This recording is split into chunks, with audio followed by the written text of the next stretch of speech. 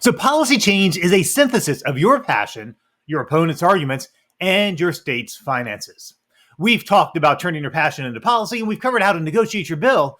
So on today's Better Advocacy in 10 minutes or less, we're going to get into the money problems that can derail even the best bill. So what are we going to cover? 1. When do I need to pay attention to costs? 2. How do I know what a bill will cost? And 3. How can I challenge a cost estimate? All right, let's dive right on in. When do I need to pay attention to costs? You need to be aware of costs as soon as you get serious about creating a new policy. I've seen countless bills die because of a huge cost that legislators weren't willing to bear. You may consider it worth it because it will save lives, it will reduce suffering, or open up the state to opportunities it hadn't had before. But states can't run a deficit and borrow trillions of dollars like the federal government. Almost every state has a balanced budget requirement in their constitutions.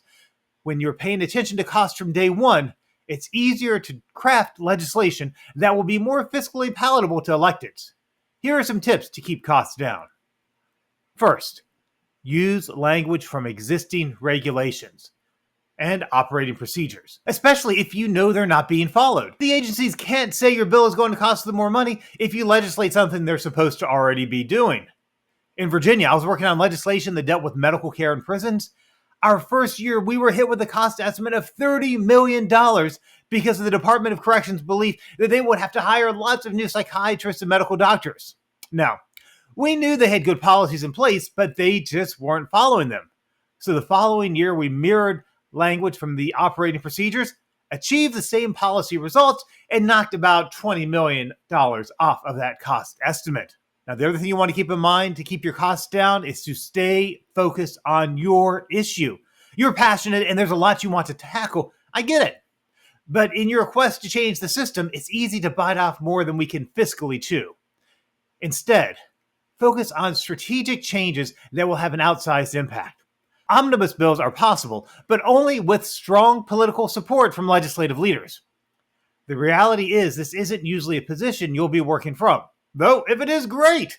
Go for that big bill ask. Committee members aren't likely to sort through a bill's fiscal impact and pull out the expensive parts to save your policy. That's your responsibility.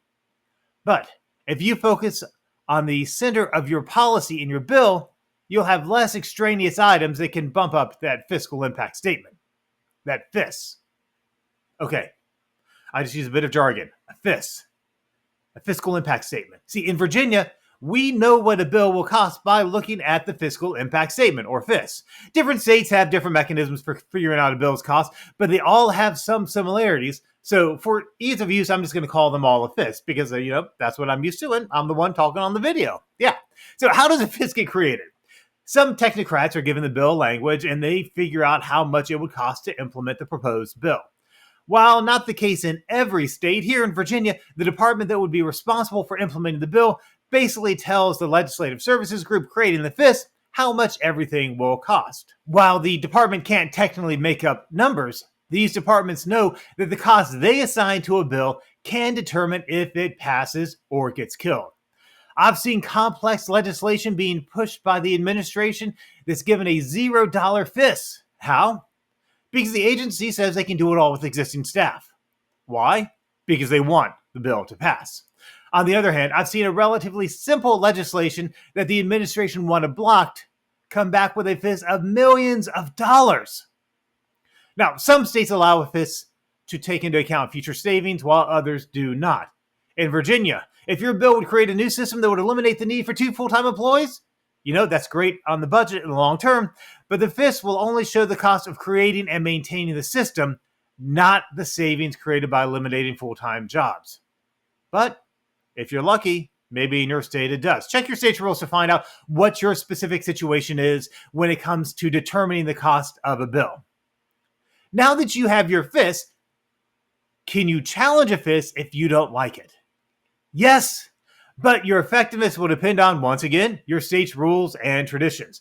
Challenging a FIS is difficult because legislators need a nonpartisan, authoritative financial source to guide their decisions, so very few will publicly question the results. Well, unless it's for their bill. In many states, you can't even challenge a FIS. Those are the numbers that you need in the budget in order for your bill to be implemented.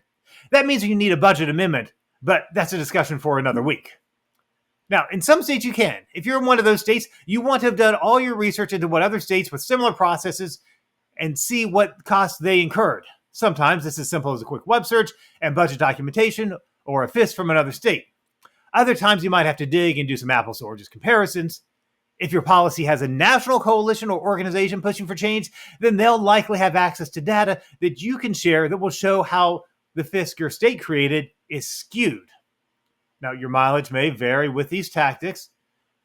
That's why it's so important to pay attention to costs from the beginning. So, say your bill fails because of the big FIS, but you have some party leadership support. This could open up another option for you to challenge the FIS between sessions. Ask for meetings with the budget committee staff and the impacted department. You do this through those legislative leaders that are your allies. When these three groups, you, the budget staff, and that impacted department, get in the room together, you'll likely find some ways to reduce costs while still achieving your goal.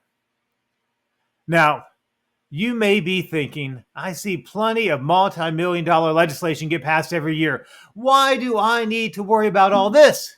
And you're right, it does.